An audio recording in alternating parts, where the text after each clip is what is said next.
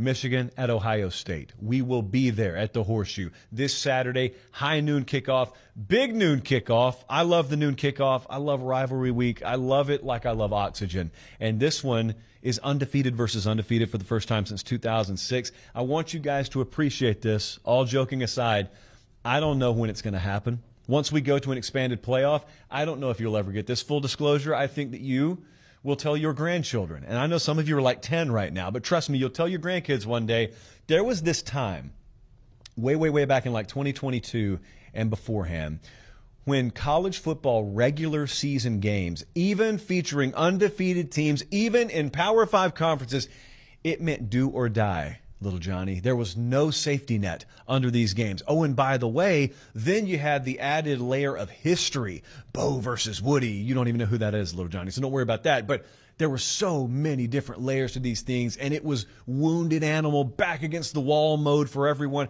That is what will be on display. You're playing for seeding in your expanded playoff format. I'm not here to argue the playoff right now. I'm just saying enjoy the urgency on this one Saturday. Ohio State has taken 9 consecutive in this game when they play it in Columbus, Ohio. This thing changed college football last year. There I am, just a youth from West Central Georgia, standing on the field at the big house, freezing. I could not feel my nose. I just got feeling back in my fingers. It's snowing sideways. It's a miracle I made it back to the Detroit airport. Not everyone in this building was so lucky that night, I'm told. And so this game changed college football last year, because you looked at C.J. Stroud and you looked at those racehorse wide receivers, and honestly, you looked at Ohio State kind of the same way you do this year, and you thought, well, that's the preemptive favorite in the Big Ten. They're in the playoff. You had done it just like I had. You had penciled it into the playoff, and then they don't go. And Michigan does. And everything you thought about Jim Harbaugh got turned upside down. And everything people said about him got turned upside down. But here's what they said in Columbus, Ohio. This sucks. I never want to feel this way again. And so they go into what a casual would call the offseason. And the entire offseason, all they did was they talked about getting back to this game. And they talked about what it would take to not get put on skates, to not recruit like we do as Ohio State, but still get bullied.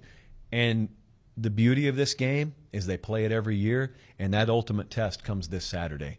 Let's dive in, shall we? How do you win this thing? Ohio State, what are we at right now? 7, 7.5, or 8? That's the favorite on the Buckeyes, depending on where you look and which shop you like.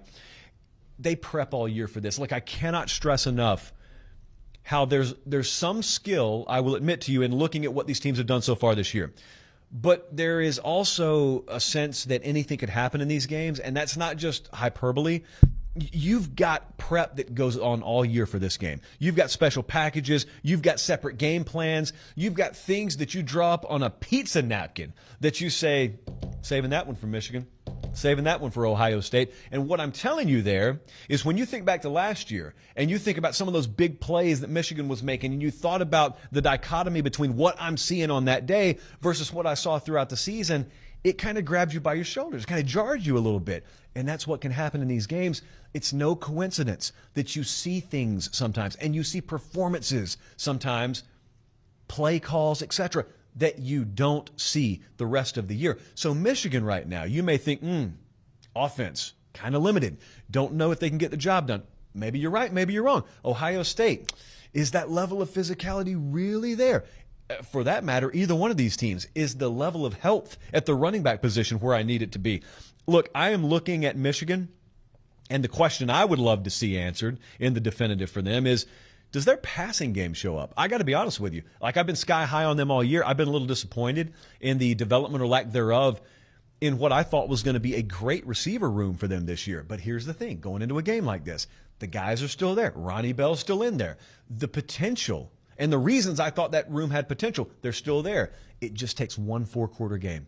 It just takes 2 or 3 explosive plays in a 4-quarter game for you to think about the rest of the year and say, who cares? We won the games without them doing it. But boy, when they did it on this Saturday, that's when we needed it the most. So I'm thinking about that. And then I'm also thinking about that line of scrimmage with Ohio State, because I cannot imagine what their winter conditioning had been like. I can't imagine what their summer conditioning was like, but I can guarantee it all centered around the fact that it doesn't matter how many skill guys on the perimeter we have. It doesn't matter how good at quarterback we are. If you can't own the line of scrimmage, And there's no reason why you can't. If you're second best on the line of scrimmage, you're not going to fulfill your potential, and we're not. As a coaching staff, as a program, we're not. So those are the two things I'm interested in. Now, as for offensive game plan with Ohio State, rhythm is the name of the game with them. It always has been. It always will be, as long as they run things the way they do. If their running backs early on are clipping it off at like 4 yards per carry or better, obviously it's how you want to start. But also, you have sort of this immovable force versus, I'm not going to use pro wrestling metaphors today. I think, though, that when you look at what teams are statistically, they're just a product of who they've played sometimes, and sometimes they just really are that real deal. And I'm looking at these two teams, and there's so many offensive numbers for Ohio State that scream really, really good. And then there's so many defensive numbers for Michigan that scream really, really good. But Stroud getting multiple receivers involved early on, that'll be something I look at. Michigan's defense, I think, gives up 2.79 yards per carry. So if you're clipping it off at double that rate early on, that is a sign that a lot of what people think about Michigan may be true. Because a lot of people look at Michigan and say, oh, they're vulnerable. Oh, defensively, they're very vulnerable. They just haven't faced an offense yet. And that's because Colorado State, UConn, Iowa, Nebraska, Hawaii, Indiana, and Rutgers do not exactly inspire confidence that you have been battle-tested on that side of the ball. So if you're of the opinion they lost that pass rush last year, it won't cost them until Ohio State. Nothing you've seen this year has changed your mind, right? Ohio State, if you look at them and you say, yeah, they got some video game numbers, they have not faced a defense as legitimate as ... Michigan. Nothing's changed your mind, right? That's the beauty. You get this far into the season, and you still don't really know until you know this Saturday. Don't have to play it out hypothetically anymore. Here's what I cannot shake. The teams on the list I just read, I cannot shake that from the conscience that I try and draw a conclusion on this game from. And it may just be that I'm wrong on Michigan. And it may just be that they are absolutely what their statistical profile and data set says they are. But if I think about how I felt leaving that stadium last year, I remember so vividly thinking to myself, Ohio State's got a lot of these cats coming back. And I think that it is much harder for me to envision C.J. Stroud having never played as a starting quarterback for a Big Ten championship than it is for me to just picture Ohio State winning the game next year. I at the same time, have liked Michigan all year. I've been so conflicted on this thing today. For all the talk about what Ohio State hasn't seen, what about that Michigan vulnerability? Because I've heard such an inordinate amount of what Ohio State hasn't seen, the level of physicality they haven't seen. Look, I think they can take it to Michigan too. I don't think that's a one-way street there. So let's take a look at what the model thinks, and let's juxtapose that to what the line is. As I said, Ohio State has been favored by between 7 and 9 all week. It's still where they are right now. And I look at what the model thinks on this one, and I'm kind of a little bit detached from what the model thinks. The model has Ohio State minus 11, and I certainly do not go that fat with this spread. I don't go fatter than a possession with this spread.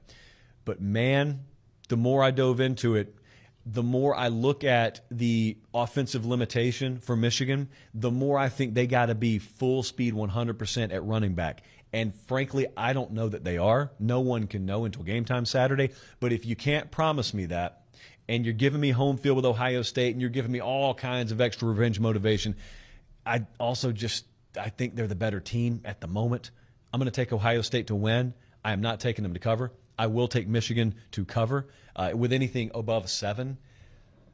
But I just want to reiterate, and I'll talk about it later in the show. Man, if Michigan gets this done, it wouldn't shock me at all if they get it done. You have Michigan going to the playoff. That is its own story. I can't begin to tell you, although I will later in the show, how catastrophic that would be for Ohio State football. The fan base knows it. That would be one of the biggest stories you talk about from now until they kick the thing off next year. So I'll dive into that a little bit later on. But I'm going to take Ohio State to win. I'll take Michigan to cover. Guys, thanks for watching Late Kick. Make sure and leave a comment. I love interacting with you. But most of all, please like the video and subscribe to the channel. That's how we keep all of this free.